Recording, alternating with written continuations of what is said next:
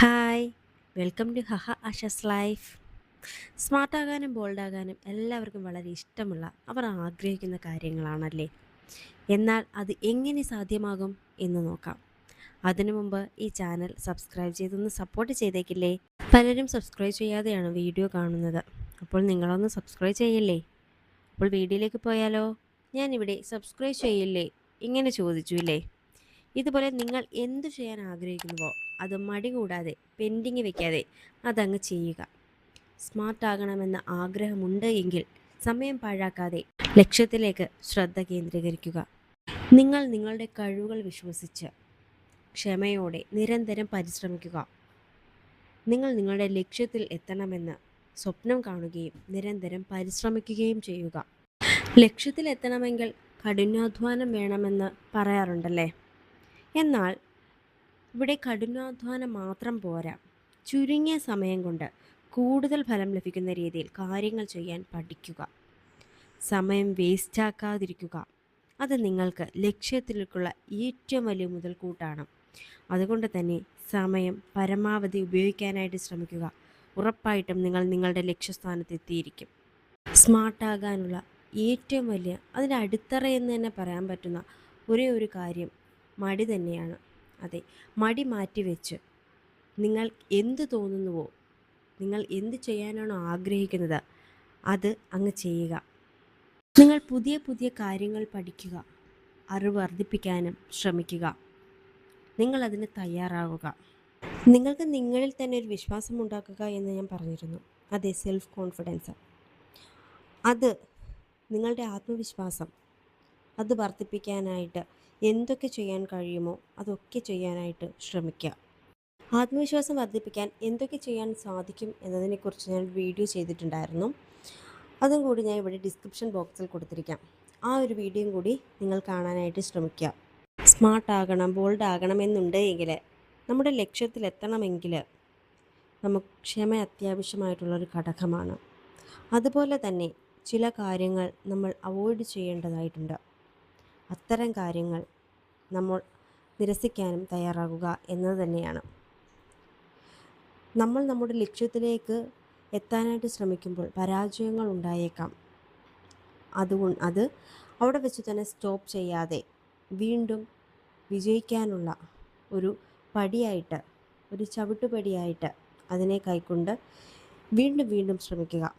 ലക്ഷ്യം നിങ്ങളിൽ തന്നെ കാത്തിരിക്കുന്നു. അത് നിങ്ങൾക്കായി നോക്കിച്ചിരിക്കുന്നു. അവിടെ തന്നെ നിങ്ങൾ എത്തും, തീർച്ചയാണ്.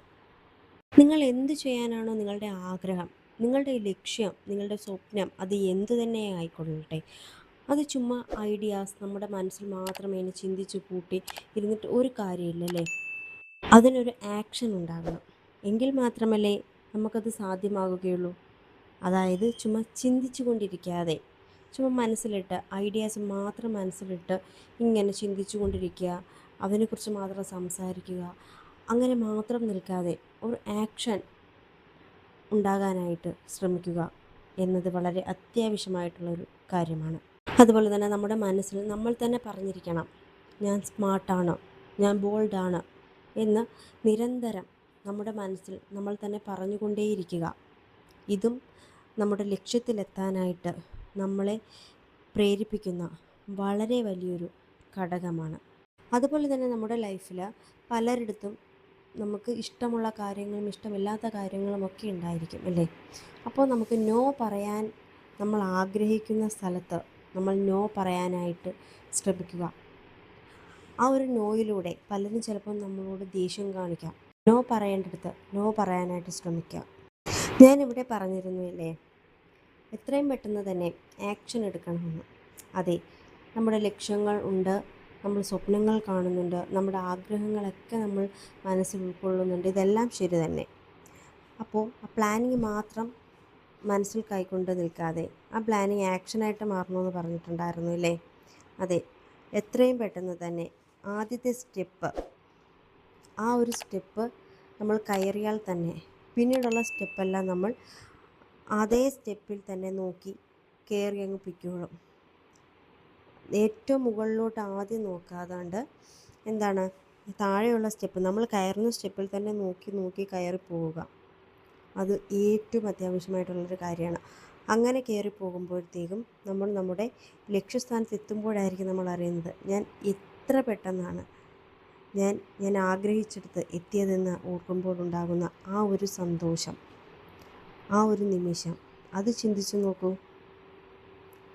നിങ്ങൾക്ക് ഓരോ ദിവസവും നിങ്ങൾ എന്താണ് ചെയ്യാൻ ആഗ്രഹിക്കുന്നത് അത് സെറ്റ് ചെയ്തിട്ട് അത് അതേ രീതിയിൽ തന്നെ ഫോളോ ചെയ്യാനായിട്ട് ശ്രമിക്കുക. അതുപോലെ തന്നെ പലരും പറയുന്ന കാര്യമാണ് എനിക്ക് അവസരങ്ങളൊന്നും കിട്ടുന്നില്ല എന്ന് പറഞ്ഞിങ്ങനെ വിഷമിച്ചിരിക്കുകയാണ്. അവസരങ്ങൾ ആരും നമ്മളിരിക്കുന്നിടത്ത് കൊണ്ടുതരാറില്ല.